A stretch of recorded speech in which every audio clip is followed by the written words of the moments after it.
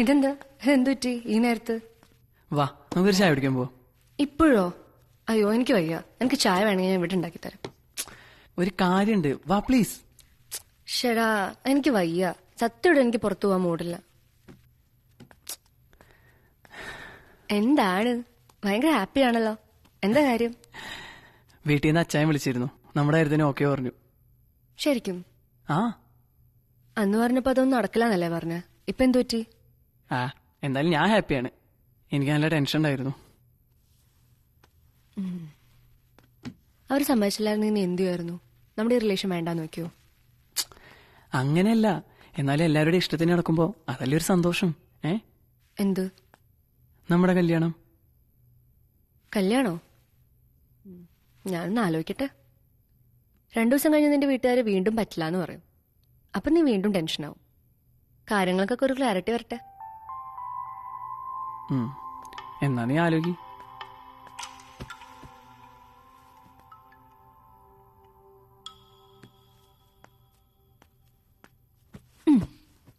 ഫീലായോ?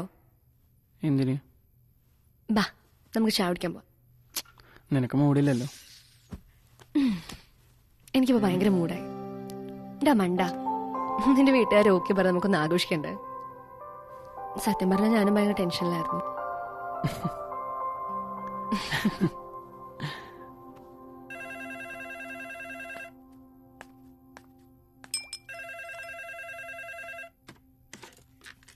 Hello. ഡെന്നിസാണ്. ആ പറ ചായ. ഡാ, പപ്പയ്ക്ക് 2 ദിവസമായിട്ട് വലിയ സുഖമല്ല. നീ എന്നാ വരുന്നത്? പപ്പയ്ക്ക് എന്ത് പറ്റി? ഹോസ്പിറ്റലാ? ഏയ് പേടിക്കാനൊന്നുമില്ല, നിന്നെ ഒന്ന് കാണണമെന്ന്. ഓ, എന്നത്തേക്ക് വരാനാവും? ഞാന് നെക്സ്റ്റ് സൺഡേ വരാനായിരുന്നു പ്ലാൻ ചെയ്തിരുന്നത്. വേണമെങ്കിൽ നാളെ തന്നെ വരാ ചായ. ആ ഓക്കെ, വരുമ്പോ ആ കുട്ടിയെ കൂടെ കൊണ്ടുവരൂ. പപ്പയ്ക്ക് അവളെ ഒന്ന് കാണണം. പക്ഷെ ചായ അവള് നാട്ടിലേക്ക് ഇന്നലെ പോയി. വരുമ്പോ അതുവഴി പോയി അവളെയും കൂട്ടിയിട്ട് വരൂ. ഓക്കെ ചായ, ഞാൻ വിളിച്ചോളാം. ആ പിന്നെ കൂടെ ആ കുട്ടിയുള്ളത് ആരും അറിയണ്ട. നാട്ടുകാരൊക്കെ ഇപ്പോഴേ കഥ ഉണ്ടാക്കി തുടങ്ങും. ശരി ചായ, ഓക്കെ.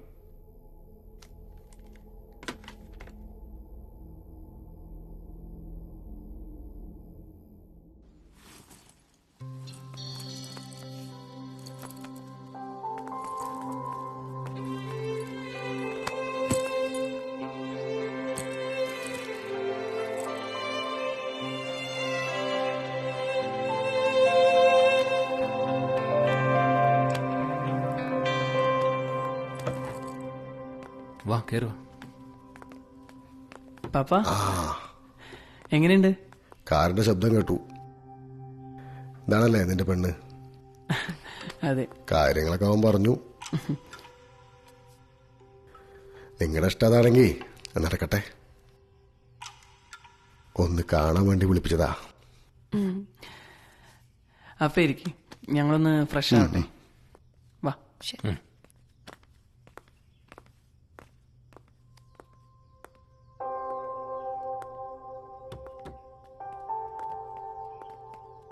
ആ ഞാൻ അവൾക്ക് വീടൊക്കെ ഒന്ന് കാണിക്കാൻ വേണ്ടിട്ട്. ശരി ശരി ശരി, ശരി. തന്നെ കാണാം.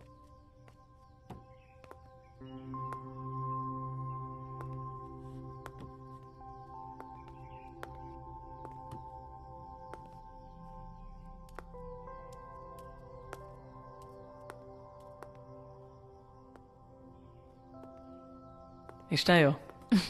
സൂപ്പർ ആയിട്ടുണ്ട്. നമ്മുടെ അപ്പാപ്പന്റെ പ്ലാനാ. ഇപ്പൊ ഇത്രയും വലിയ വീട് മെയിൻറ്റെയിൻ ചെയ്യാന്ന് പറയുമ്പോഴാണ് പാട്. പക്ഷെ ഇത് ശരിക്കും അടിപൊളിയാ. നമുക്കിന്ന് ഇവിടെ കിടക്കാം. ഇവിടെയോ? ഇവിടെ വല്ല പാമ്പുണ്ടോ? നീ ഹാപ്പി അല്ലേ? നീയോ? ഹാപ്പി. അപ്പനോട് പറഞ്ഞിട്ടില്ല, അതിന് ചെറിയൊരു വിഷമം. അതിൽ വിഷമിക്കൊന്നും വേണ്ട.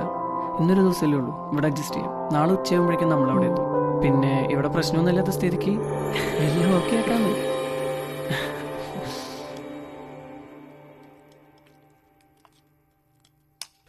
മതി. യാത്രയൊക്കെ സുഖമായിരുന്നു? ആ സുഖമായിരുന്നു. മതി, താങ്ക് യു.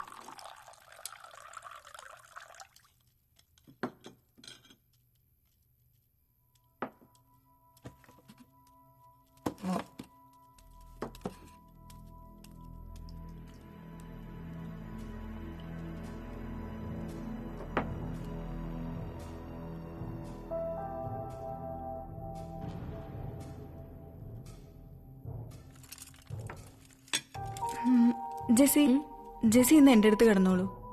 രാത്രി ഒന്ന് എണീക്കണം. വീട്ടിൽ ആദ്യമായി വന്നതല്ലേ, ഒരു പ്രാർത്ഥനയുണ്ട്, അതിൽ കൂടണം.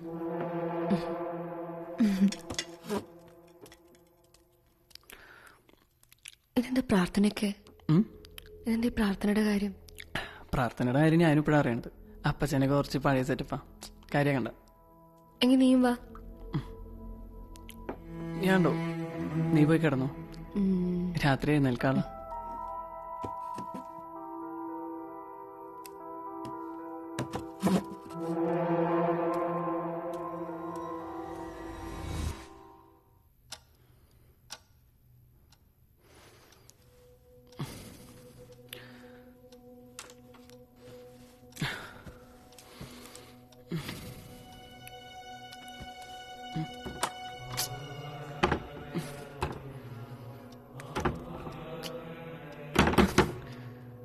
ഏയ്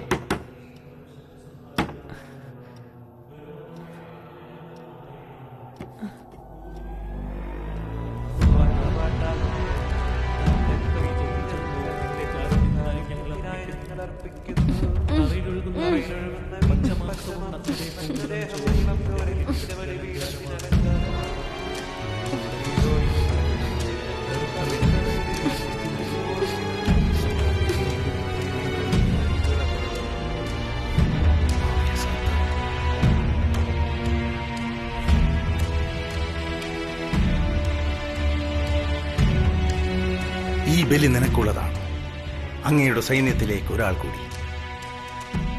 V believe you are the way, the truth and life, not him.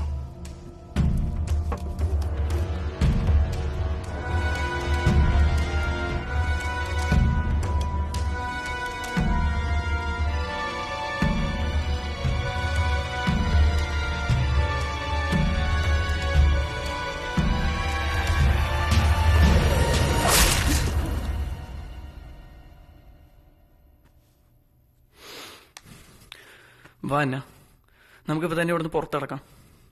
ഞാൻ എവിടെ വേണേലും വന്ന് പറയാം, ഇവരെല്ലാരും കൂടിയാണ് ജെസിയെ കൊന്നെന്ന്. വാ അന്ന.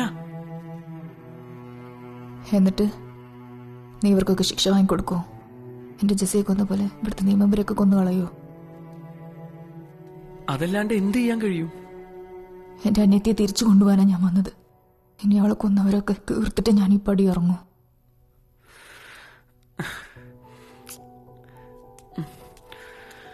അതൊന്നും അത്ര എളുപ്പമല്ല അന്ന. ഈ പിശാചിനു വേണ്ടി കൊല്ലാനും ചാവാനും മടിയില്ലാത്ത അടിമകളായി അവർ മാറിക്കഴിഞ്ഞു. ഈ കാര്യത്തിന് വേണ്ടി എന്ത് ചെയ്യാനും അവർക്കൊരു മടിയുണ്ടാവില്ല. ഇനി ദൈവത്തിന് മാത്രമേ അവരെന്തേലും ചെയ്യാൻ കഴിയുള്ളൂ. ജെസിക്ക് വേണ്ടി മരിക്കേണ്ടി വന്നാ അതിനെനിക്ക് മടിയില്ല. നിനക്ക് അവൾ ഇഷ്ടായിരുന്നില്ലേ? നിന്നെ അവൾക്ക് ജീവനായിരുന്നു. അന്ന, ഈ വീട് കത്തിച്ച് കളയാനുള്ള ദേഷ്യം എനിക്കുണ്ട്. പക്ഷെ നമ്മളെ കൊണ്ട് ഇതൊക്കെ നടക്കൂ എനിക്കറിയില്ല. നീ കൂടെ നിന്നാ മതി. ഓരോന്നോരോന്നായി നമുക്ക് അവസാനിപ്പിക്കാം.